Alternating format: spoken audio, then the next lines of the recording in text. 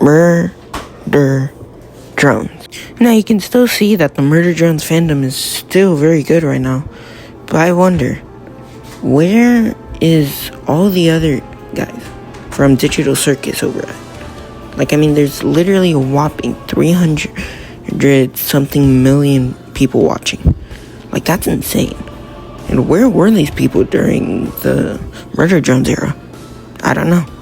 Just seems off.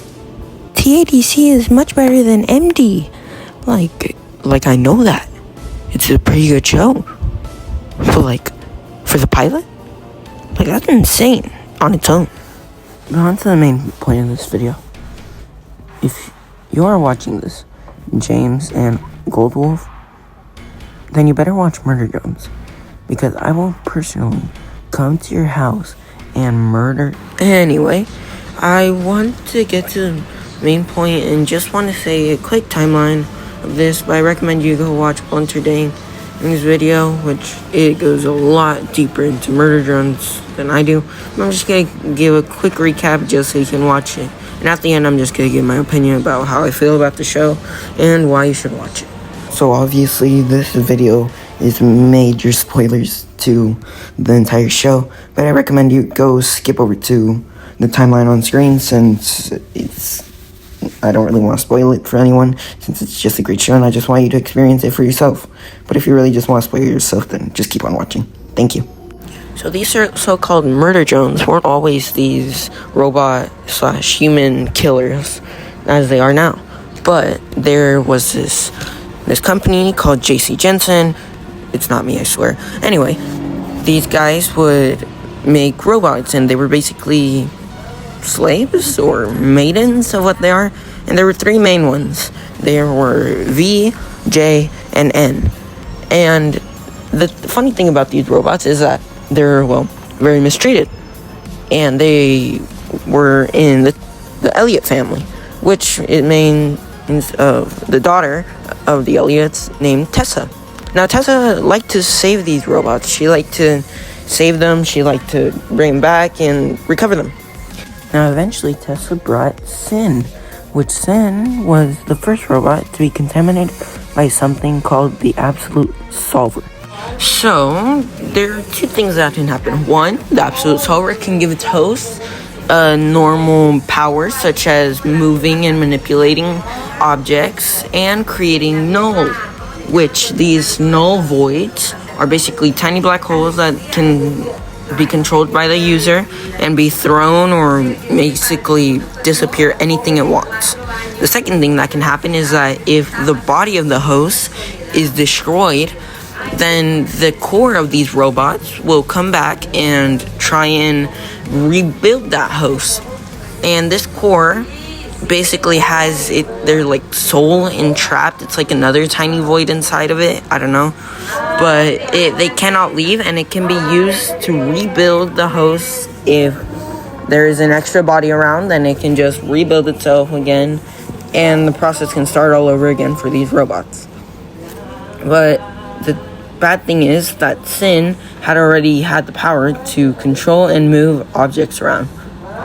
So Sin, being controlled by this Absolute Solver, decides to strike back when the Elliot family invited many other families to just come over and have a nice time, but she went on to kill each and every one of them. And she had even conducted her own experiments on controlling the other three main drones, and she turned them all into murder drones to kill all the humans, including the Elliots and Tessa.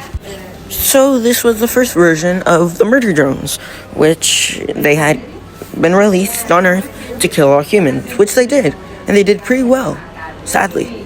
But also it got blown up by Sin, sadly, again. But anyway, there were other planets that the humans have gone to, and they were actually taken in, and they conducted experiments in some laboratory called Camp 98.7, which is also Cabin Fever Labs. Now, these labs, they conduct the experiments on contaminated robots by the Absolute Solver Directive. Now, they had also had two successful robots, well, almost two. One was Yeva, she had already been tested on, and she was saved with the new chip they had found, and they had healed her from absolute solver. Now we have Nori, which they were conducting on, but she was mostly contaminated by the solver, and she had been controlled, and she had been controlled enough that she killed almost all the humans there as well, but she had enough time to create a null, which Yeva had to stand up and chop her arm off, but sadly the null went straight down to the Earth's core, which, as you might expect, humans all. So I just wanted to explain all that just because I know most people are confused during that part whenever they watch Murder Drones for the first time, and the rest is just the main plot, what you see on video and what you can mostly understand. And I hope that whenever you watch this video and you see that short explanation, you can link it up to the main plot. But now I'm just gonna head on over to the main reason why I love Murder Drones so much, and why those two quote-unquote say that I talk about it a lot, and I have my reason for talking about it a lot. So let's just get into it. Out of these 3 letters on screen now, which one do you think is my favorite character? And yes, each of these letters is the name of an actual character. If you guess N, then yes, I love N. N is such a good murder drone. Malicious at some, but he's such a good murder drone. He only been following orders this whole time, and it's way too easy to forgive him, which I feel like he's the one that murdered the most, even though we obviously have V and J murdering like one human on the screen. But I still think N is a great character in the sense that he carries on the story a lot.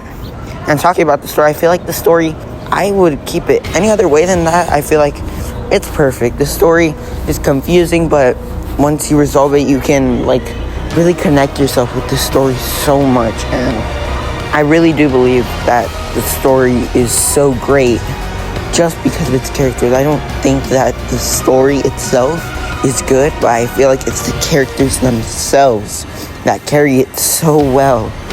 And I'm going to stay true to this. I believe that Uzi, I believe that V and J and all of those characters had made a fandom so good in the Murder Drones universe, so that's what I think about them. And at some points, the show is kind of cringe, and when I mean kind of cringe, I mean a lot cringe. But it just doesn't stop making it a great show. I mean, the whole fandom has been wanting a season 2, and I can clearly see why. Season 1 hit so well with so many fans, even from the beginning, and it had just continued flowing. The only problem with the show itself is that it's just taken so long to take out each episode, so that's why for so many murder fans to truly fall in love with the show. I myself am not one of these fans who had to stay here and anticipate for the next episode of Murder Drones, but I watched it about 2 months ago once this video comes out, and I've watched it over 5 times just so I can get this video right, and I am just still hyped up about what is going on with the Murder Drones family. Hopefully this video comes out before the Murder Drones collab with the Living Tombstone, which everybody obviously fell for and thought it was season 2, but no, it's just an official video. But we can all still hope that there will be hope for season 2. And to all my Murder Drones fans watching this video, don't worry, I am still here hoping for season 2, and don't worry, we'll be here for a while. To anyone who has watched this video this far, I appreciate you.